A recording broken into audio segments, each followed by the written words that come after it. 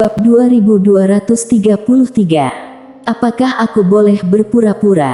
1. Setelah Lukas Wuling meninju, wajah para master klan jahat di arena juga menjadi sangat serius. Mereka tidak pernah meremehkan 12 orang suci yang mengetahui takdir. Seberapa menakutkannya klan jahat saat itu. Namun, masih tetap berhasil digulingkan oleh 12 orang suci. Patut diketahui bahwa klan jahat juga memanggil leluhur mereka saat itu. Namun, klan jahat tetap dikalahkan dan harus bergantung pada perlindungan leluhur mereka dengan masuk ke bawah tanah. Bisa dibayangkan betapa hebatnya ke-12 orang ini saat itu. Sekarang, ribuan tahun yang tak terhitung telah berlalu dan kekuatan ke-12 orang itu pasti mengalami peningkatan. Jika klan jahat menginginkan kebebasan sejak, mereka harus membunuh 12 orang suci. Dalam ruang waktu yang tidak diketahui itu, sudah gelap gulita, tidak ada yang bisa dilihat. Orang-orang klan jahat menatap ruang waktu yang gelap dan mata mereka penuh ketegangan. Jika Wandigu dikalahkan, maka klan jahat akan benar-benar menghilang dari dunia ini. Tepat pada saat ini, ruang waktu gelap tiba-tiba pulih sedikit demi sedikit. Wandigu dan Lukas Wuling secara bertahap muncul di mata dunia. Keduanya masih hidup. Namun, di dada Lukas Wuling, ada bekas tinju yang dalam. Melihat adegan ini, banyak orang dari klan jahat meraung serempak, suara mereka penuh semangat. Menang. Wandigu menang. Sedangkan wajah dari 8 orang suci yang tersisa pun menggelap. Lukas Wuling dikalahkan. Di kejauhan, Wandigu melirik Lukas Wuling, hampir saja. Lukas Wuling melirik benang perak yang melilit lengan Wandigu dan berkata sambil tersenyum, "Apakah aku tidak sepandan untuk membuatmu menyerang menggunakan benang perakmu?" Wandigu menggelengkan kepalanya, "Kamu sudah memasuki seni bela diri. Jadi aku ingin mengalahkanmu dengan seni bela diri." Lukas Wuling tertawa, "Bagus." Saat dia berbicara, dia merentangkan telapak tangan kirinya dan ada sebuah batu di telapak tangannya. Lukas Wuling menatap Wandigu terakhir kali. Wandigu melirik batu di tangan Lukas Wuling dan berkata, "Apakah ini keberanian bela dirimu?" Jejak kejutan muncul di mata Lukas Wuling, "Kamu juga tahu itu?" Wandigu tersenyum dan berkata, "Leluhur klan jahat dikalahkan oleh keberanian bela diri kalian." Lukas Wuling berkata sambil tersenyum, "Selama bertahun-tahun yang tak terhitung jumlahnya, aku telah memperoleh beberapa pengalaman lain dan aku ingin meminta nasihat darimu." Suara itu jatuh. Matanya perlahan tertutup dan keberanian bela diri tiba-tiba berubah menjadi cahaya dan jatuh ke alis Lukas Wuling. Boom! Tubuh Lukas Wuling gemetar hebat. Segera setelah itu, auranya tiba-tiba melonjak dengan liar, auranya menjadi semakin kuat. Pada akhirnya, bagian ruang waktu yang tidak diketahui ini langsung mendidih. Tidak hanya itu, bagian luar ruang waktu juga menjadi ilusi sedikit demi sedikit saat ini. Entah itu di dalam atau di luar ruang waktu, mereka tidak dapat lagi menahan aura kuat yang terpancar dari Lukas Wuling. Melihat adegan ini, Marco dan orang suci lainnya menunjukkan tatapan tidak percaya. Orang yang mengenal dewa. Marco menatap Lukas Wuling, wajahnya penuh keterkejutan. Pada saat ini, Mileye tiba-tiba menatapnya dari bawah. "Marco, apa itu orang yang mengenal dewa?" Ketika Marco berbicara, semua orang di lapangan mendengarnya. Marco tiba-tiba menatap Mileye dengan geram, "Untuk apa kamu bertanya? Apakah aku dekat denganmu?" "Hah?" Mileye tertegun, lalu mengerutkan bibirnya, "Bukankah aku hanya merampas puluhan nadi suci darimu? Kenapa kamu seperti ini? Kamu benar-benar pelit." Mendengar ini, Marco langsung marah, "Mileye, apakah kamu masih punya wajah? Kamu seorang kultivator pedang yang agung mengingkari janjimu." Mileye berkata dengan pelan, bukankah aku sudah bersumpah? Jika aku melanggar sumpah, aku akan mati dengan 1000 pedang menusuk hatiku. Marco menatap Mileye lekat-lekat. Mileye, aku beritahu kamu, Tuhan melihat semua perbuatan manusia, jadi jangan berpikir bahwa kamu bisa mengabaikan sumpah. Sumpah mewakili sebab akibat dan kamu cukup menunggu hingga waktunya tiba. Mileye sedikit tidak berdaya, Pak Tua, jelas-jelas kamu yang ingin merebut pedangku terlebih dahulu, mengapa kamu berbicara sekarang seolah-olah itu salahku? Semua yang aku lakukan hanyalah bentuk perlindungan diri. Marco memandang Mileye dengan dingin dan tidak berbicara. Mileye mengangkat bahu dan tidak lagi berseteru dengan lelaki tua itu.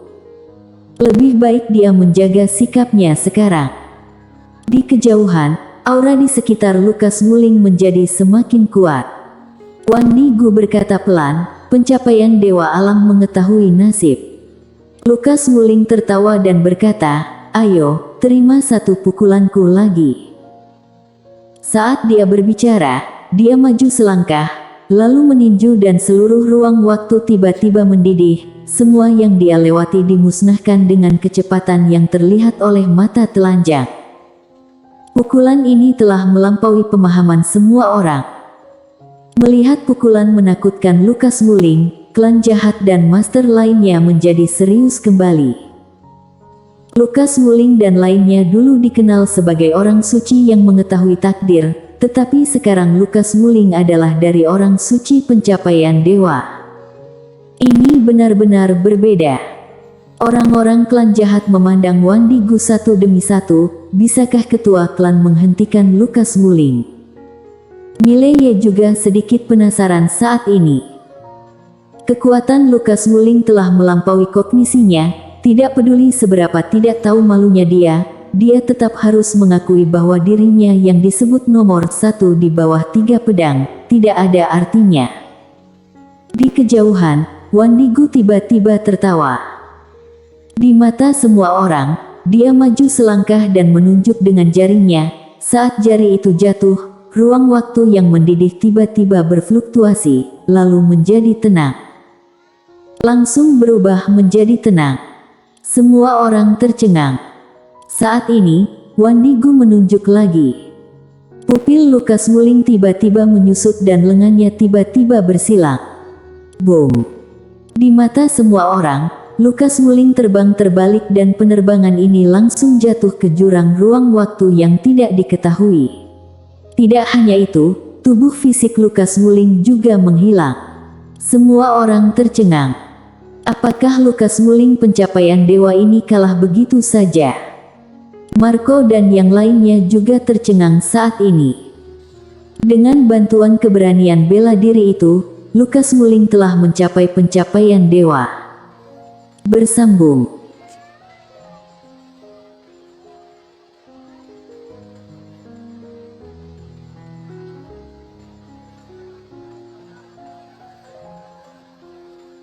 Bab 2234.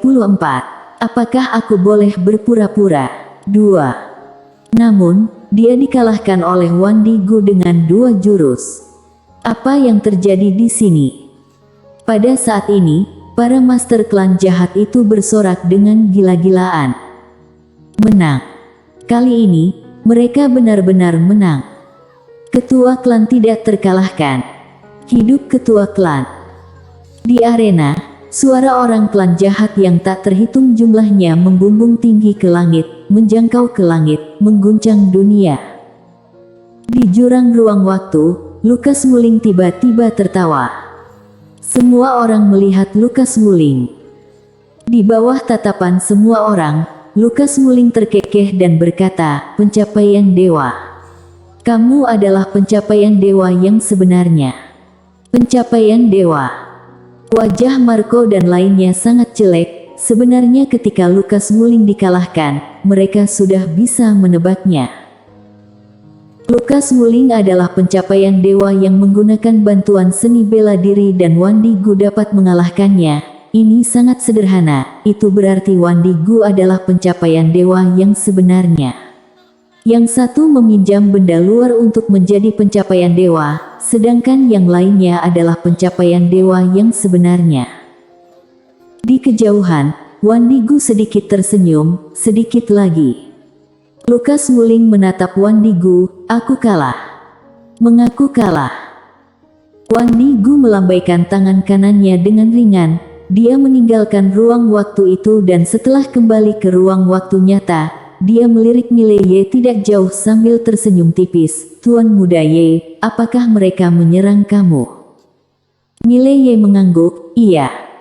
Wan Digu tersenyum dan berkata, apakah kamu membutuhkan bantuanku? Mileye menggelengkan kepalanya, tidak perlu. Sebenarnya, dia bisa mematahkan segel ini sekarang. Dengan ada pedang biru gaib dan menara kecil, tidak ada yang bisa melakukan apapun di tubuhnya. Namun, dia belum mau membuka segelnya. Wan Digu tersenyum sedikit, baik. Saat dia berbicara, dia melihat ke menara terakhir di Cakrawala dan berkata sambil tersenyum, Raja Gunung Salju, kenapa kamu tidak keluar untuk bertarung? Raja Gunung Salju. Di arena, semua orang melihat ke menara terakhir. Raja Gunung Salju. Ini adalah Raja Gunung Salju yang tak terkalahkan yang hampir memusnahkan klan jahat. Puluhan ribu tahun yang tak terhitung telah berlalu, seberapa kuat orang yang dulunya seperti dewa ini sekarang. Mileye juga melihat lapisan terakhir, matanya penuh rasa ingin tahu. Semua orang melihat menara terakhir. Namun, tidak ada tanggapan dari menara itu.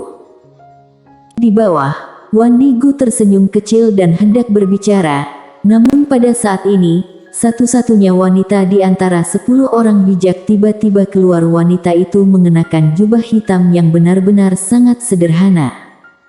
Dia tidak terlalu cantik, tapi juga tidak jelek. Dia adalah tipe yang enam dilihat. Terutama rambutnya yang sangat panjang dan mencapai pinggul.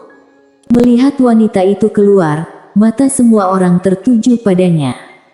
Mileye menatap Kiona Sue di sampingnya, siapa dia? Kiona Sue berkata dengan suara yang dalam, Gina, dia adalah orang keempat yang mengetahui takdir. Gina. Mileye menatap wanita itu. Di bawah tatapan semua orang, wanita itu berjalan perlahan ke depan Wan Digu. Tanpa basa-basi, dia mengangkat tangan kanannya sedikit. Dalam sekejap, ruang waktu di sekeliling Wan Di terdistorsi dan pada saat yang sama, suasana yang sangat menakutkan langsung menyelimuti Wan Digu. Saat aura ini muncul, semua wajah di lapangan berubah. Pencapaian dewa. Gina ini juga orang pencapaian dewa. Mata Lukas Wuling dan yang lainnya juga penuh keterkejutan. Gina ini ternyata adalah orang yang sebenarnya dari pencapaian dewa. Lukas Wuling tiba-tiba menggelengkan kepalanya dan tersenyum pahit. Awalnya, dia mengira dia adalah orang kedua di bawah Raja Gunung Salju, tapi sekarang sepertinya dia salah. Kecuali Indrawanto yang tak kalah hebat dan bertalenta saat itu, kekuatan Gina ini sudah di atas dirinya. Menyembunyikannya dengan sangat baik. Di kejauhan, ketika Wan Digu melihat Gina telah menjadi pencapaian dewa, matanya berkilat kegirangan, menarik. Setelah suara itu turun, dia melangkah maju. Dengan langkah ini, ruang waktu yang awalnya terdistorsi di sekitarnya mulai kembali normal sedikit demi sedikit. Pada saat yang sama, dengan lambaian lengan bajunya, ruang waktu di depannya langsung tersapu seperti gelombang.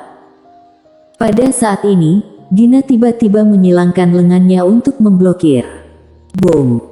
Kekuatan ruang waktu yang kuat itu langsung diblokir oleh lengannya. Wan Digu menyipitkan matanya sedikit, dia maju selangkah lagi dan meninju lagi. Boom! Gina terlempar ke jurang ruang waktu, tetapi saat berikutnya, dia membuka telapak tangannya dan pedang muncul di tangannya, lalu dia menebas ke depan. Boom! Jurang ruang waktu misterius itu langsung dihancurkan oleh pedangnya. Pada saat yang sama, sebelum semua orang bisa bereaksi, dia sudah muncul di depan Wandigu. Segera setelah itu, cahaya pedang melintas dan saat berikutnya, Wandigu telah masuk ke dalam jurang ruang waktu oleh pedang ini. Semua orang tercengang. Kultivator pedang.